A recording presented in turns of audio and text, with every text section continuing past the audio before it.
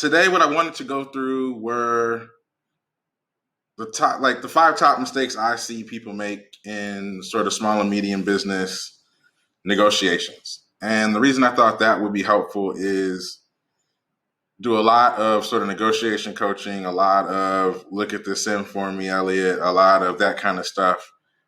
Even like some lawyers on deals will call me and ask me about like a stock or asset transaction. But honestly, most of that stuff boils down to a negotiation, that the issue in the negotiation has something to do with asset or stock or something to do with working capital, but it's really a negotiation that's occurring. And the negotiation is simpler to talk about the working capital than the full negotiation, but we're really talking about the negotiation. The other piece that comes up a lot is there's an asymmetry in information between most buyers in the small and medium business space and most sellers and most brokers. So when you're talking about people in their 50s and 60s that have all been either negotiating transactions in their business or negotiating transactions as brokers, and we come in and we haven't been on the planet 50 years, there's just a complete asymmetry in sort of information, experience, and the rest. People are trying to get their best deal on a 7-figure transaction, but you're negotiating from a place of weakness or lack of knowledge. And why would I want my friends doing that? So today we're going to hop into a bit of a case study, Ankit. So I think we're going to have some fun today. And we even have multiple choice. I made it easy. But I am going to ask people to participate. So even Orlando, hop in. Let's have some fun with this. So let me share my screen.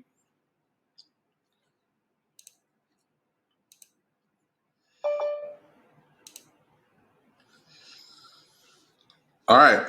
Let's see if I can blow this up without killing the waiting room.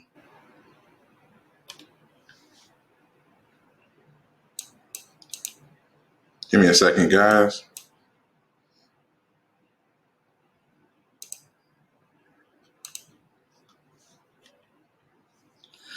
All right. So 5 key negotiation mistakes. I'm asking everybody to participate. So let's have some fun.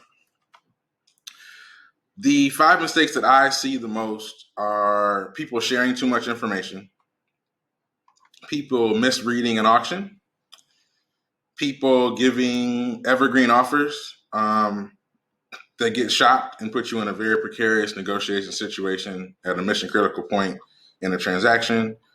I think people mix up issues with price versus issues with structure far too often. And I think people underutilize the sort of company visits when they go see the seller. So I'm a Harvard Business School guy, so we're doing cases today. So James is a self-funded searcher. He has been looking for a deal for 9 months and finds a great landscaping business for sale in a nearby city. He uses his model to value the business and adjusts the template LOI to craft an offer. He sends the offer to a buddy who has been doing deals for some time and asks him, how should I communicate to the seller that the deal must be structured in a certain way because I'm using an SBA loan? And I'm going to ask you guys, what should James do? Should he write a paragraph in his LOI that clearly states his intentions to use an SBA loan, which requires a certain portion of equity or seller rollover? Should he not mention anything, just structure the deal in the way that he needs to?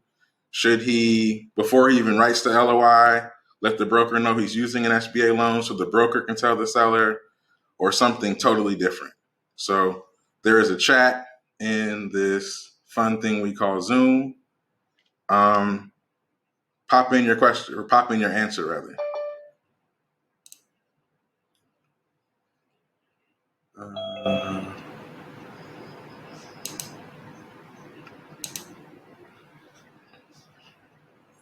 All right, Marcus said 2.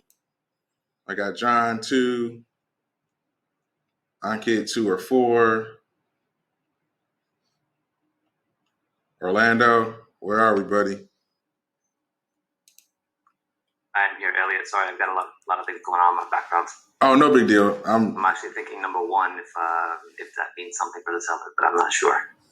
No, that's fair. So we got one from Orlando. All right. So what I would suggest here is two. I've seen LOIs with long paragraphs about SBA structure and because the SBA, because the SBA, because the SBA. And what ends up happening is if you take your buyer hat off and put your seller hat on or broker hat on, the broker wants the person with the biggest pocketbook. They don't want a contingency of people that need to say yes for the deal to consummate. They're probably already pretty aware you're not a billionaire. And so if you're making a $3-4 million offer, it's probably pretty well known that you're using the SBA. And also, when you start adding things like my investors, or I have a group of family offices, or I need the SBA to, if I'm the broker or the seller, I want to talk to the SBA. So now when you're telling me that we're good or there's a checkpoint, and I'm saying, hey, I'm good for it, guys. We have the letter. Everybody's fine. If I'm the broker, I'm going to start asking about, well, let me talk to Live Oak or let me talk to whoever. So I would highly encourage the number two option. I would also say, in general, be careful about notifying people that there's other people in your investment committee choice. It's really you doing the deal. Communicate it that way. And then my bonus question here is, what if instead of the SBA structure, you get into a conversation about financing contingency in your LOI? Have you guys come across that? No. So one of the things that happens often is brokers will talk about a financing contingency. And they'll say, okay, well, Sally put in an offer at $3 million, but Sally's using the SBA. So Sally has 30 days to look at the data room around the deal. And she has a financing contingency that if the bank won't do the deal in 30 days, she can get out of the LOI without putting down earnest money or without, sometimes the brokers won't take the business off the market until the financing contingency is over. Stay the heck away from financing contingencies. Everybody in this business knows that if the bank won't do the deal, you're not going to walk in there with like duffel bags of $3 million from some other source. And so every deal really has a financing contingency in it. I've seen many buyers lose an auction because they had a financing contingency in their LOI that created a demerit in their LOI unknowingly because they weren't thinking about how somebody was going to interpret their choice to have one in their deal. Does that make sense? Okay. Everyone. Can I jump in and ask a question? Sure. About the transparency point, I've always heard people say that that you want to build as much transparency, as much trust with the seller because you would hope that he would still be around after. Mm-hmm. So wouldn't that kind of create a situation there where that might hurt the relationship? So I think there's a fine line between transparency and stupidity, between building trust in situations where you need it and building trust in the first 5 minutes you know somebody where they're not ingesting your trust concept, if that makes sense. So at this stage of the process, you met the seller on a phone call, maybe. You met the broker on maybe 2 phone calls. They don't trust you at all. What they're trying to figure out is how good of a deal person are you, how they're trying to gauge and check how confident they are that you can get a deal done. When you start introducing uncertainty before you've even met a person, when they're already in a space, and if you ask any broker or any seller, did they believe the person who bought their company, particularly someone in the age bracket on this Zoom call, could consummate a deal, they would say, heck no. So my professional opinion is don't introduce additional uncertainty at this point. Now, to your point about transparency, when you're in due diligence, right? So almost like first date. You don't really have the capacity to convince somebody that you're a monogamous on the first date. Just show up, have your hair cut, don't be a jerk. Now, date 5, 6, 7, 8, 9, now you're in the concept of building trust, so you should absolutely do that. So it's a mixed bag. And I think transparency, when you're in a negotiation, can put you in a deficit. So that's my personal opinion on my professional sort of experience. But again, there's a lot of style points in this. And I've seen a lot of people put transparent statements about the SBA in offers and get them done. So it's not really a yes or a no. Is that fair? Very much. Thank you. Okay, I'm going to move to the second piece of this.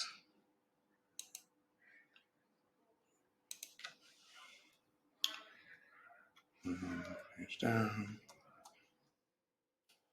Move some of the stuff out of the way. All right, so James sends in his LOI on Monday. On Wednesday, the broker calls James and says, James, we really like your 4 times offer, but we just received 2 LOIs from other buyers. One was a strategic buyer who had a higher offer, but the seller is concerned about the buyer firing his employees or being big company culture when he's built this great small company culture. And the other offer is from a PE group who is about just under $1 million higher than you. The seller really likes you and sees a lot of himself in you. But James, to win the deal, you need to bring your offer up about $1 million. And just by the way, the PE offer expires Friday. So we need your revised offer by then. James should, and for those who just joined, this is interactive. So I'm actually asking you to tell me 1, 2, or 3. James should call his bank and see if he can get pre-approved for a higher amount to cover the additional $1 million of price. Should he put the new price into his financial model and see if he would still be able to get the IRR or return that he needs at the higher price? Or should he call the broker on Monday to see if the deal is under letter of intent, and if not, resubmit his same offer?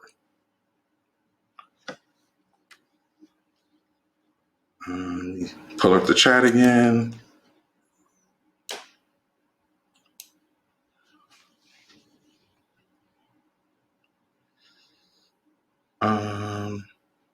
Okay, let me try to get it to, all right, I'm going with 3. Definitely do 1 and 2, but don't need to share the results with the seller. That's fair. 2, 2, 2, 2 or 3, depending on the deal. 3. All right, this is probably the most sort of ambiguous style points one that I put. But after doing this for 10 years, 80% of the time, as soon as I submit an offer, there's 2 other offers. I wish I would have taped all the phone calls. Every single freaking time. Not the day before I submitted an offer. Not as I was contemplating an offer, but that day that I sent that offer in, let me just tell you how there was a strategic and there was a PE group. The deal's $1 million. Strategic and a PE group. And as younger buyers, I think we have to recognize people are trying to play us. And if you haven't been doing a lot of negotiations like this and don't recognize that the broker both is tasked with maximizing the price on the deal, but also gets a percentage of the sale price, and so has a high incentive to boost it up, you really need to figure out how often do you believe that these other offers that came up the exact day or 2 days after you sent yours in are really real. And sometimes you like the deal too much, it's too close to your city, you're too into it to really be able to like step back and think about it objectively. But I would implore you to check the broker. So what's the working capital peg in the other offer? How long has the offer been in your hand? Is it strategic, the one across town, or is it in a different state? The PE group, is it, Johnson Capital or Sarah Capital? Really dig down on these other offers and see if you can blow up the fact that they're not real. The other thing I'll tell you, in this game, very seldom are deadlines hard dates. You're talking about $1, $3, $5, $10 million, and somebody's whole rest of their life, they're going to be working for the buyer for a while. They're going to have to trust you on the seller note. So dates aren't hard. So some people are like, Elliot, if I don't put the offer in by Friday, man, I might lose the deal. Oh my gosh, what am I going to do? I got to just put the million in and figure it out in diligence. And some people are like, well, let me call the guy on Monday and see if it's under LOI. At this point in my career, almost always do 3. But you got to sort of think about what's going on. I would encourage you to really second guess these offers that come up the exact day you send yours in. Hey, Elliot, that's interesting. And I think that, has some connection to the discussion on the first case, right? So, when you think about making a deposit in trust, right, that really pays dividends when you're dealing with the good faith actor. And if you're saying that in your experience, you encounter quite often some posturing, right? In some cases, flat dishonesty. Well, that's probably not where you get the return on that trust, right? So while I, as an individual, will certainly, never be dishonest, going back to the notion of not saying more than is necessary, right, particularly if I don't get anything back for it, makes sense. You nailed it. That's exactly it. And one of the things that I encourage everyone to do is to get out of your head, and any good negotiator will, I have whiteboards all over this place. I've probably got 4 and these big old Post-it notes that I'm always sort of mind mapping and thinking about. Zoom out and put yourself in the broker's head. He's got a portfolio of 30 deals he's trying to sell. He gets a percentage of each. He doesn't care who you are. If you don't buy it, there's 30 other people that emailed him today looking for deals. He's trying to maximize value in this particular deal. And think of where you are. This is like the used car lot. Do you trust the used car salesman? The transmission's good, I promise. Oh, yeah, we got records on this thing. Axle, transmission, engine, top notch. Never been in snow.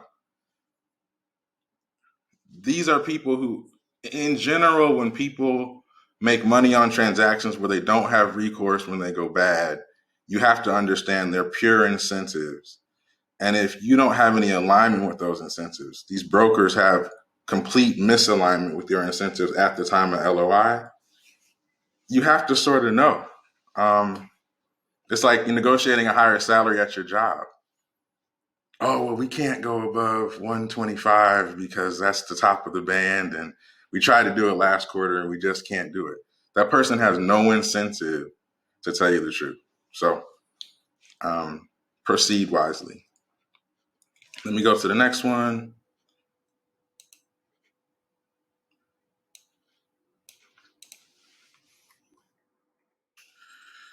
All right. I dealt with this 3 or 4 times this year, so I had to bring one here. James thinks to himself, man, glad I didn't fall into that fake auction trap. He reopens his offer to check it one last time. He types up an email to send to the broker. He thinks to himself, what is the best way to be sure my offer is not shopped? So maybe now that I see the value in the business, the broker calls his buddies and then tells them to make offers. James is quick on his feet. He adds the following to his offer. A price that's 10% higher if the seller signs within 5 business days, or 10% discount lower if it takes more than 5 days to make a choice. That's 1. 2, date the offer and say it's good for 3 days. 3, add nothing to the letter, but call the broker and have him tell the seller that the offer is only good for 3 days and you're moving on.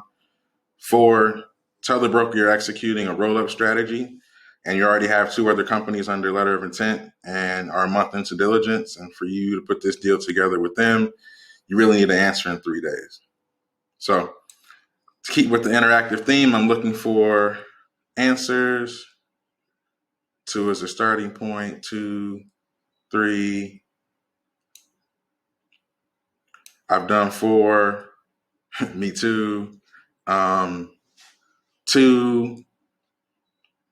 So I've got a majority mix of 2 and 3s primarily.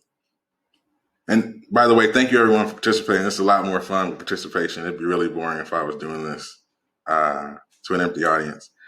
So let me just talk through these from my perspective based on the 10 years I've been doing this. I think 2 is the best way to do it. You date an offer, and although nobody's going to necessarily jump because you said 3 days. It sets the expectation that this doesn't sit forever. 4, I've done it at times, but you have to be careful. It cuts both ways. So in one way, it implies you're well capitalized and you already have some deals under LOI. So it's bringing that social proof. If you guys have read Influence by Robert Cialdini or sort of understand what I'm saying through that. The problem is, as a broker and really as a seller, you are analyzing the likelihood that the buyer can actually close. And the concern that comes up is, so if you don't close all 3, are you going to do mine? And if one of them falls through, what happens to me? And it adds some risk to the transaction. So you have to sort of play that carefully. Number 1 is probably the one that I think is least valuable. In the concept of $1 million transactions and somebody owning a company and then working for a person that they've only known for 90 days, 120 days through diligence process. When you're thinking about 10% higher or 10% lower, it kind of shouts amateur. So don't do that. And then 3 is kind of a passive 2, really. I'd encourage you to put it in your offer. Let's see. All right, number 4, people mixing up issues with price. So the seller debated for 3 days and then called James and said, I'm verbally agreeing to your offer, but I can't sign the offer until you come see the business in person. James goes, and during dinner, the seller tells him that he is excited about the next stage in his life where he can retire. He talks about his best friend who sold a very similar business for $5.7 million. He mentions the number again and again and again. James asks himself, does he not understand my offer is $4.7 million? And the number he keeps reciting is $1 million higher? James wants the deal, so he sharpens his pencil. He decides to revise his LOI by 1, nothing. Keep the offer where it is and ignore the signal that the seller made with the $5.7 million mentions. 2, call the broker and say companies in this industry trade at 3.8 to 4 times and that the 5.7 number is 5 times and unreasonable. Or 3, add $1 million of seller note to the offer and resend. So staying with our interactive theme, what do you guys think? All right, we got some 1s, 1 or 3, 1 or 3, 1, 1 or do 2 during dinner. Marcus, I like that.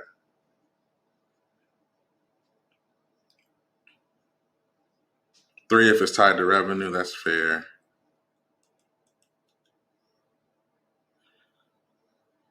So let me talk through what's happening here because I put a couple of different concepts in the same case. Are you guys familiar with, if I say like a country club number? Like, hey, Marcus, how big is that fish you caught when you went fishing last weekend? It's that big, right? So in that same concept, when people go to the country club, if you're fancy, the local watering hole, if you're not, church, if you're religious, wherever they talk about these things, people compete on the number, right? So you have a business, your buddy has a similar one. He sold his for 5.7. Now you want 5.7. So for the rest of your life, you don't have to tell everybody that you sold your business for $1 million short of your buddy. And there's no rational reason outside of that. So you have to sort of be aware of that because although it might not be stooped in logic or reason, it's just real like anything else that isn't. The other thing that's happening here is sellers try you at dinner and during meals, and you sort of have to recognize that it's an interview. As you're presenting, I'm going to come show up with a couple $1 million. The seller's trying to figure out, are you easily malleable? Because if you are, you're probably going to screw this thing up, get all my employees fired, and not pay me my seller note. So not everything that you do to be nice to the seller at this stage is in your best interest. The other thing is there's a general difference in between price and structure, and price is price. You can do a $10 million deal, $1 million at close, and I would call that a $1 million deal with a bunch of maybe. So in this case, if you like the deal, what I've most often done is put in a seller note. And I'm not going to market it as, hey, you want $1 million extra? Oh, I just put it in a seller note. It's more of a, let me go back and shorten my pencil. The bank's pushing back. Oh, the only way I can do this, if I have to do it, I don't really want to. I can put it in a seller note, maybe drop the working capital $100,000. So you're essentially giving the person their country club number without changing your deal fundamentally. Now, nobody wants to pay the seller additional money post close, but I think of money coming from a business you didn't own when you started as very different than cash you need to go raise at the closing, particularly because seller notes and these deals are going to be so subordinated to the senior note that if you got into a cash trap position, you wouldn't have to cut off the seller note, the bank would. So it becomes a pretty safe option if you need to add a little bit of sugar onto the end of these deals. One is fine. Sometimes I think you just have to stand to your ground. And if the guy told you to fly out to go see him and had $1 million extra on his mind, giving into it could also put you in a precarious situation on the next 20 negotiations you're going to have through diligence on all these items on the purchase agreement and other agreements. And so part of the thing you have to do is start to think about how the current negotiation will affect all the others. And when you start allowing people to push you, ask you to go spend money and then change up on you at dinner, what does that mean? I mean, I'm dealing with a client now who had a signed LOI a week ago. 2 days after, the seller wants something different. They finalized their second LOI Tuesday, and I don't think they have a seller. Like, I don't know how you're going to get to a 50-page purchase agreement with somebody who changes a 5-page letter of intent. All right, let's go to the fifth question or case. So this one I left open so we could have some fun. So underutilized visit. So James flew Southwest because he considered staying longer if he really hit it off with the seller. He flew in, he had a meeting, he's finishing dinner. He really likes the seller in this business. He planned on going straight to the airport to go back home, but he's considering staying extra time. He thinks to himself, what additional value could I get from an extra half-day visit that could make my buying process better and my relationship stronger? What should he do?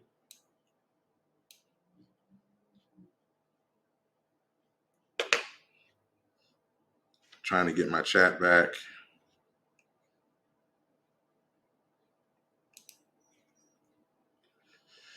See if he can get a site visit, which could give him additional insights. I think that's right. Leave on a high note. Hey, nothing wrong with that, Orlando. Meet clients, partners if the owner doesn't have time. That's fair. That's fair. Guys, please don't be shy now. There's no really terrible answers on this one. Turn the table over and walk out. I mean, don't do that, but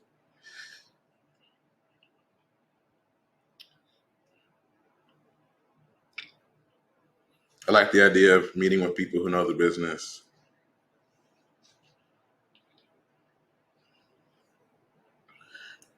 You guys keep trickling these in. I'm gonna talk about this for a little bit. So we're at 12:34. It looks like. So I have time for some other questions. So I'm gonna sit in this for a few minutes because I think it's important. When you go visit a company, if you think about it in the wrong way, you can actually optimize the wrong things. I can probably stop sharing at this point.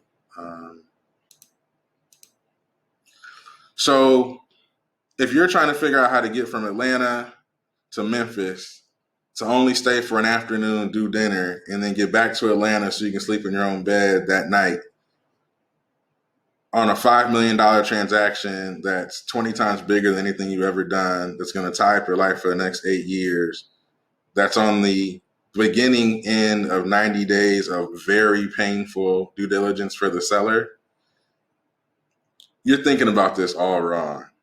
This is not about efficiency. This is about getting what you came for. And getting what you came for has many different elements. And thank you guys. Please continue popping them into the chat. This is good because I'm gonna pop it back open when I'm done talking, and we'll explore some of these. This isn't about efficiency. So if you think about what success looks like, success is you putting up a personal guarantee, your house, your car, probably your family, your mental sanctity for a business that this is probably the first time you're getting to see it, and a seller who, if the seller's lying to you, you will be in financial ruin. And if the business is something different than what they presented it to be, you'll be in financial ruin. You really want to check things out. So site visits, you've already cut the check to go visit. Make the most of it. So Ankit talked about meeting locals that know the business. That's smart. That's diligence, right? So you could go to a competitor. You could go to a local restaurant and ask about the business if it's that big. You could call some people who are either suppliers to or customers of, see if you can get breakfast with them. You can do all those things. Sometimes even driving around facilities, like seeing how many trucks are coming in and out, seeing what time people come in. Those are all wise things to do. Additionally, site visits, you should absolutely do one if you can. Sometimes the seller has not told their staff that they're selling, so it can be tough to get in during business hours. That's another reason to not be in a rush to get home, because now after dinner, nobody's there probably. So now would be a great time to go do a site visit. The other thing I found over my experience doing this is success is like in 90 days, you show up with a Brinks truck with a bunch of money, right? But now you're at a letter of intent. You've known the person a week or two, mainly through email, maybe a Zoom. So how do you bridge this gap? If you only get one meal and an hour of questioning, you didn't really get to know the person. I'd encourage you to plan 2-day visits, even if it's 2 half days.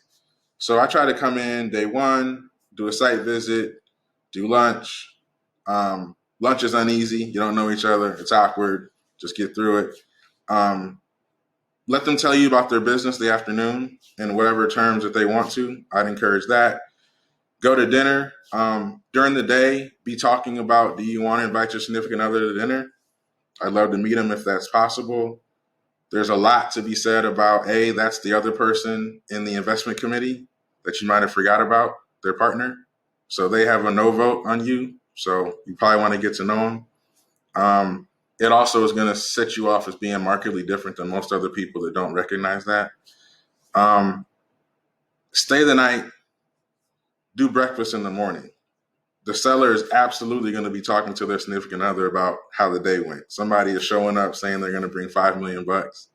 They're definitely talking about it. So you get in the morning, and now all the stuff that the seller didn't see, but their significant other did, whatever ideas came up while that person was sleeping, that thing that they thought about telling you yesterday, but they didn't know you well enough, maybe you get it on the second day. So now you do breakfast, you're relaxed, and then I've either gone back for a second site visit or parted ways, and maybe I drove around a couple of times to kind of see what's going on. But I think if you underutilize the visit, not only do you underutilize your positioning in the transaction, but I think it's poor for negotiating. So the first time that something goes sideways in diligence, wouldn't you like to be able to talk about the lunch, the dinner, the breakfast, the feeling, the smiles, the jokes, the conversation, that weird waitress that was doing that weird thing, whatever it is, human stuff that might bring somebody back to a reasonable transaction. If it feels like wham, bam, thank you, ma'am, I think you're going to get wham, bam, thank you, ma'am activity in your due diligence process. And once again, your sunk cost in for an airline flight back and forth. So the incremental $100 for a hotel room and another meal or two, in comparison, is pretty low. Now, I said a lot, and a lot of you guys I haven't met before. Any questions? Any clarification points? Any, Elliot, you're crazy. I'm fine with all of that. What do you guys think?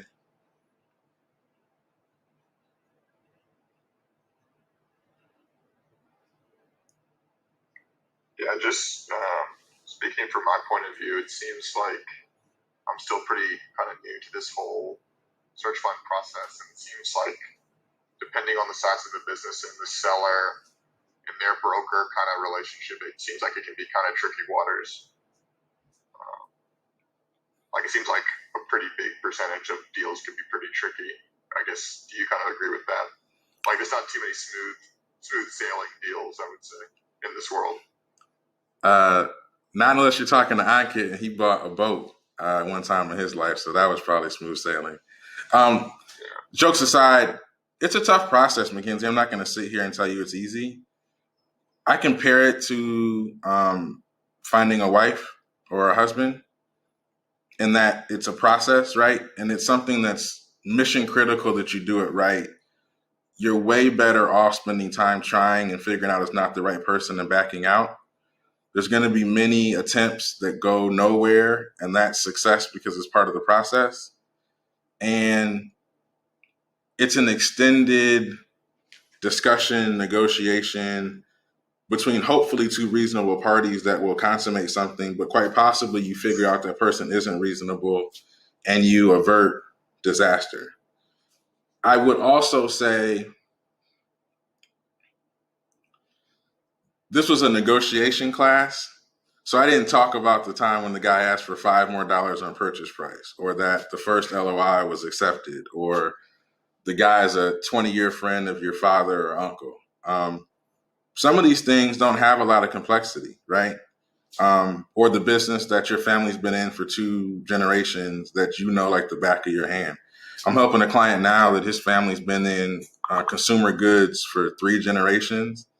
He's buying a break-even consumer goods business with, $250,000 SDE for the seller's taken out.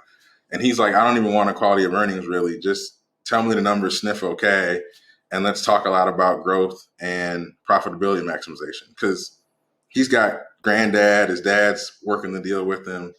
So there's a lot of easier deals too, Mackenzie. I just think this is the kind of thing you got to suit up for, Like you wouldn't go on the football field without pads because, I'm only going to run a couple routes. I hear you. And even on the smaller deals that are a bit more niche, you could say, like the ones maybe with EBITDA around, anywhere between 100,000 to 400,000. You think those might have a little bit less competition in some ways because they're smaller, so maybe they're a bit easier. But in this kind of like search fund, 1 million EBITDA to 5 million EBITDA range is probably a fair amount of volume in terms of interested buyers. So I don't know if that makes sense either. But I'm actually going to bounce past this to Ankit, who's done some deals in that space, because I think he can answer it. We can kind of switch the flow up a bit. What do you think? About smaller deals versus the competition and also the complexity? Yep. Honestly, it seems almost the same because I started with smaller deals and you have way less to work with. It does seem very similar. So the 2 or 3 small deals that I did, I use the same due diligence techniques. You're going to go around asking. For example, when I was buying a cooking school, I would talk to a bunch of parents, and I would see like, hey, is this something that's worth it? And their faces blew up. They're like, oh my God, the summertime, there's just no classes left for kids. You should buy it immediately. All these little things that I had to do for the cooking school, I had to do for a large hotel or a manufacturing company that we were looking at. It was all very similar. the only advantage of going for bigger deals is that you actually have maybe investors or people that have transacted on those deals that can help you, especially with larger hotel deals. Like when I talk to other people in real estate, they can point out things about the building that I would never know. I was like, I didn't know anything about elevators, and this one investor's like, yeah, this thing, if the building shut down for too long, the elevator's screwed, you're gonna have to put another $100,000 in. Like, oh, thank you. So yeah, same type of work. I almost feel like I wasted too much time doing small deals. So yeah, that's my opinion on that. Cool. Thanks a lot. Mackenzie, the other thing I would say is different is your bet's different. So if you're doing $100,000 deal, you're probably betting $200,000 at close and an earnout.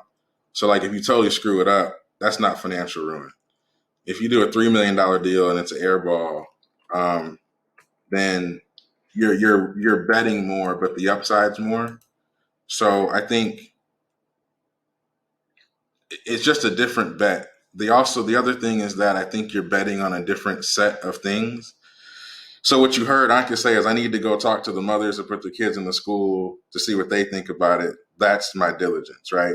Whereas on $1 million deal, I'm working with some of you guys, like it's detailed financial analysis, it's working capital pegs, it's earnouts, it's all this other stuff that's also important. In a smaller deal, you're probably also betting on the seller and their client relationships and how much of that they're going to help you transition.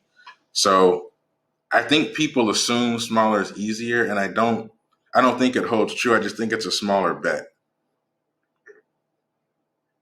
I would agree with that. I felt way more comfortable with the first deal because I was like, oh well, altogether financially we won't be, and yeah, it does feel nicer. Guys, for your thoughts, and I missed the first part of the conversation, Elliot, so maybe at the end, if you could kind of let me know how you work with motivated buyers. Maybe if you have some time at the end, that would be helpful. Okay. Yeah, definitely at the end, I'll sort of tell you guys how I work with folks. And I'm working with many of you, so it's good to see these faces here. We have fun with this. I want to give the guys who I haven't met a chance to kind of hop in here. Phil, do you want to hop in? John, I saw some of your comments in the chat.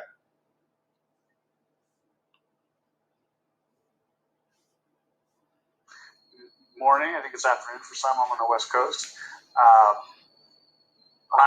Thanks for the point. Quite interesting. I'm not going to put the camera on because I have a toddler running around that's 2 months old, making lots of noise. So I apologize for that. I'm in the process of negotiating a pre-LOI, but I've been working with a vendor that hasn't gone to market, so it's been bouncing around with contacts to contacts, and he's going to come back to me with a change of pricing, and that's where your points were quite interesting, because he thinks obviously it's worth the 5, 6, and so on, and he's been growing at 40% this year, which scares me. It's turning into an e-commerce business, it's a distribution business, and I've tried to peg him at a 25 to 30% vendor note, and I'm worried that's going to come back. So I was picking some of the information of how do I mitigate that moving forward, because he's just looking for the biggest cash payout, and doesn't want to go to market. So I'm holding that on him, but I don't know how long I can go with that one. One of my better recommendations sometimes in those situations, and I just told a client this last week, walk away for a week. Radio silent. Broker's going to call, or the seller's going to call you. They're going to email you. They're going to, man, I want to make sure you were okay. Just call me back and let me know you're okay. I gave him a radio silence for 3 weeks to a month. He was supposed to send me some information. I got nothing. So I sent him a message. Are you still interested? And if so, would it be unreasonable to set a time? And that got him spinning. And he's been extremely reactive ever since. And that was 3 weeks ago. So if he goes 3-4 days without touching base, he'll send me an email. I'm still waiting for information for this, that. I'm sorry, I haven't gotten back to you for that. I can schedule very last minute calls and he bends over backwards. But I don't want to push too hard. I'm just waiting and where that's going, and we'll see. So, I think you have a more. That's a good one. Say it again. Thanks for the advice. That's a good one.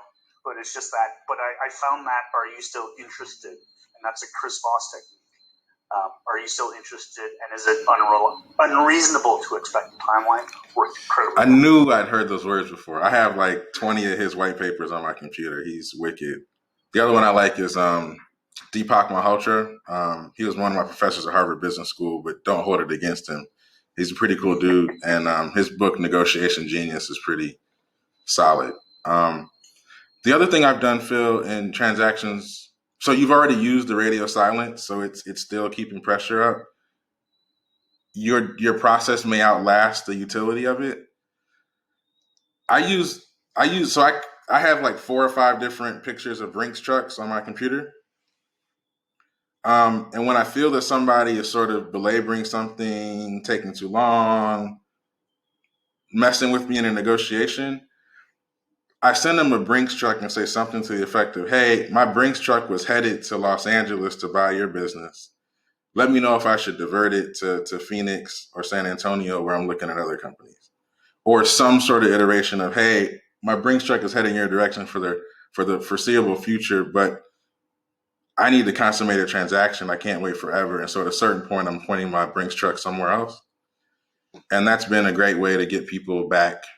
A, realizing you're the money bag that's going to create their retirement, and B, pushing somebody off of indifference.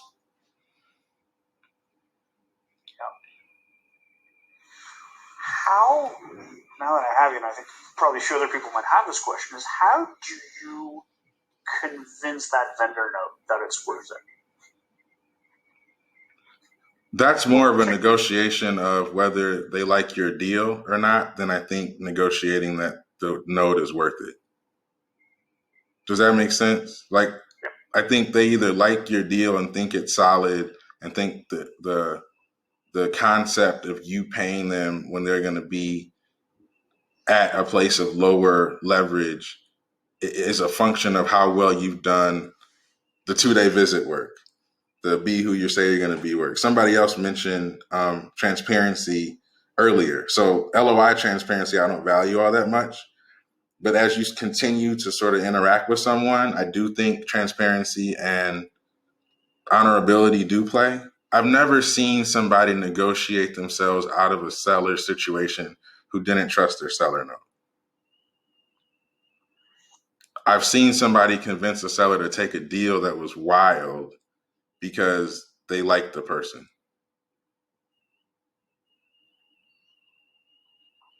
So I'd say sell the deal and stay away from the seller note. Like, not stay away from it, meaning don't use it, but sort of the reason you get this amazing deal from Phil is because it has a seller note in it. And you can get a deal from another guy that won't be as good as my deal and may have a lesser seller note, but that guy's going to be a jerk, or that dude hasn't spent the same time and the numbers, or this person's not going to take the time to understand your business. Whatever it is, I say advocate for your deal.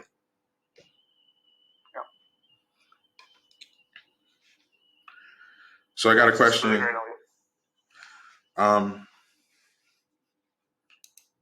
What do you think? What's your takes on offering various LOI deal structures within a short period of time? So I'm going to answer that in 2 different ways.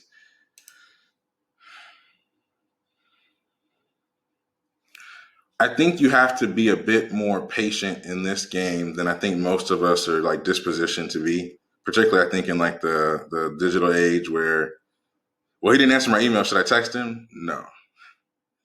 And so I think when you submit different structures in short time periods, I think what you're communicating is you're unsure or still trying to figure out, even though that's probably not what you're conveying. You're very sure. It's just you're trying a tactic. But again, every time I think of something really smart, I almost like step back, change positions in my home office, like go for a walk, and then say, okay, I'm negotiating with Marcus. So I said it, but then, based on who I think Marcus is, how would he receive this? Where are there things that I might not have considered that it might convey? Did did I mean one thing but send it in a message way that is likely to get a different reaction? So I wouldn't do it in succession. However, I do like the tactic when you can't get a good sense of what the seller wants, or even in the seller note conversation Phil was having, and I don't want to open that one back up necessarily, but this happens, to understand what discount the seller is giving on your seller note. One wise way to do that is to submit 2 offers simultaneously. So I'll pay you $1 million cash, and I need a 6-month thing, and I'm going to escrow $200,000. Or I'll pay you 1.8 million, but I need you and your head of sales to be, kind of golden handcuffed. I'll accelerate the note in a year, yada, yada, yada. And what you're trying to figure out is, will the 1.8 entice him into the deal structure you want? Or will he take $1 million cash with a holdback? And if he'll take $1 million cash with a holdback, the thing that I think some people don't recognize, and this is one of my favorite things about deals, you want the seller to bet that an idiot can run his business. And yeah, as the buyer, you're the idiot because you don't know it. You haven't been in it for 20 years. You didn't hire the people. You didn't put any kids through college. You didn't pay any mortgages through that business. And so you want the seller betting on your ability to run it. And so that seller note is a diligence piece that you can't really get in many other ways. So be thoughtful about trusting someone who wants all their cash at close. Everybody does, right? But if somebody pushes for that harder than you think is reasonable, be thoughtful because you want that person betting that a dummy can run the business. Hopefully that's fair, Hasnain. Absolutely, Elliot. If you don't mind, I'll just give you the concrete example if you have 2 minutes, if that's interesting for everyone. So basically, looking into SaaS businesses, I had sent in an LOI for this SaaS business, which is a carve out from an investor, a portfolio of different businesses. Initial round, I wasn't the highest bidder. He went with another buyer. And 3 weeks later, he comes back, so basically it's being sold through a broker. Mm-hmm. The broker comes back and says, okay, the initial buyer pushed through. So basically I lowballed him. I knew he wanted it off his balance sheet. I offered him 60% of the initial asking. And then the broker basically just denied the offer straight away. So then I was playing around. I was trying to gauge what's his actual selling price. So then I offered him 60% down, 40% seller note, which he also declined, and then kind of got to where he wanted. So I spoke also to the broker personally and kind of figure out, what the seller really wants. So my offer yesterday was basically accepted. So he accepted a 20% seller note with no interest for 2 years. And that was basically at the initial offer I had to put in 3 weeks ago. So it was kind of a back and forth, and maybe not a strong standhold that I kept, but the broker was kind of saying the seller's not in a hurry. He's going to market it again for the next 3 weeks, and he'll take it from there. I think I heard that he accepted your offer. He did. So I think it worked. The thing about this, and it's weird, but I'm always cognizant and humbled by it. These are sort of recommendations in the middle of the bell curve, right?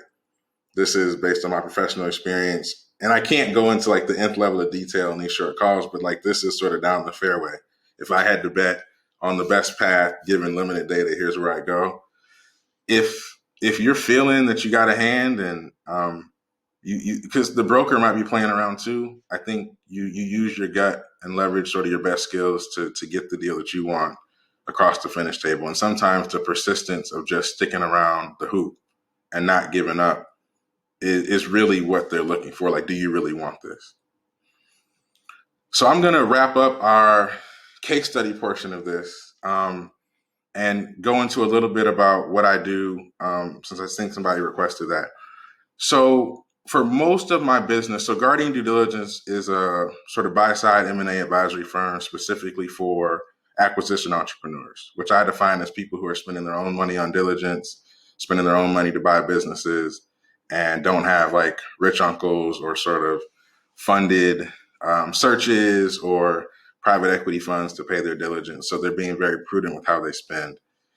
It comes out of I was in your shoes for 6 years as an independent sponsor, and I just hated the fact that when you look for particularly financial due diligence support, you went around to all these fancy accounting firms and asked for pricing on quality of earnings. And they talk about like their rate sheet and how much their guys cost per hour, and then tell you, oh, well, it's, $18,000 to $45,000. And I'm like, did I just ask an accountant for a number? And they gave me a range where the lower number times 2 is still lower than the highest number. This is just asinine. And it really sets up perverse incentives. So for instance, what incentive does the accountant have to tell you the deal's bad early if he's trying to push the fee up from 18 to 45,000 bucks? So I started Guardian Due Diligence to be a acquisition entrepreneur focused buy-side M&A firm that focuses primarily on financial due diligence, which we think means cash proofs, quality of earnings, and lighter reviews of companies. And we do them fixed fees. So we've been doing this long enough. We sort of know what it takes to get it done. We also focus more on the deal than like trailing 12-month EBITDA. So you guys know trailing 12-month EBITDA and what they sort of always put in the quality of earnings. But what you really want to know is how likely is that deal to produce that EBITDA in the next 12 months? And really, I think the answer to that question comes from an understanding of, is this business worth what you're paying for it? And for our analysis, we work really hard with our clients to help understand how trailing 12-month EBITDA is likely to translate into next 12 months EBITDA, and how well positioned are you to be buying a business that's strong. We also wrap all of our financial due diligence services with sort of deal advisory stuff. So for the people that I've been working with on this call, I'm helping with negotiations. We're talking through LOIs. We're talking through SIMs, helping you get the deal executed, which is more than an accountant can do because they haven't consummated any deals. So that's what we do, and I'm very proud to be doing it. And I think it's both a business for sure, but also I really get a kick out of helping people kind of get past this information asymmetry so they can get good deals done.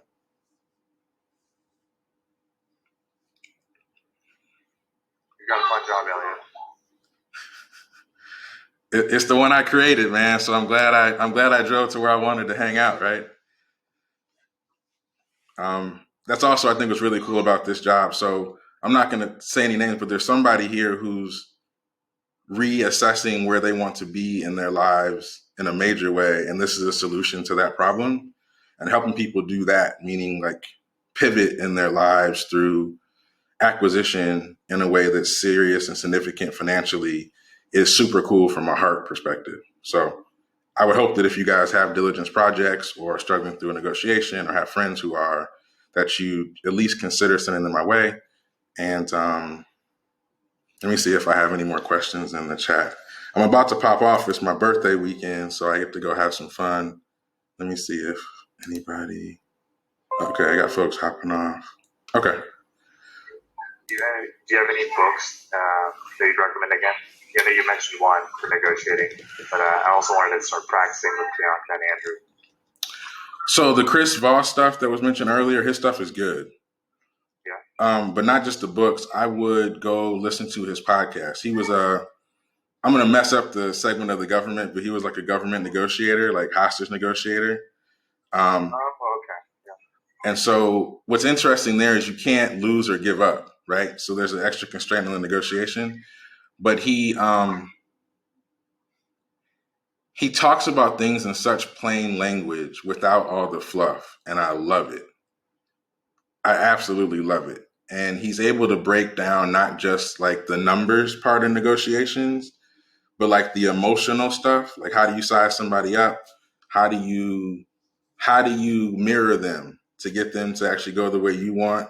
How do you present tough things? So, hey, do you still want to do this because I'm having a hard time?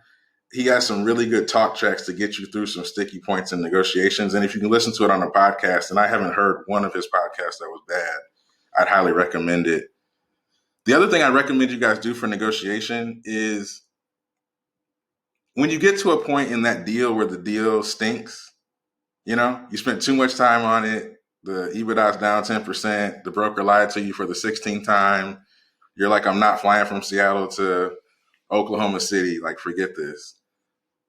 There's an opportunity to learn in that negotiation. So on the one that's like down the street, that's perfect, that tactic earlier I talked about, you know, the other person has an offer expiring on Friday, wait till the following Monday and call them and see if it actually happened.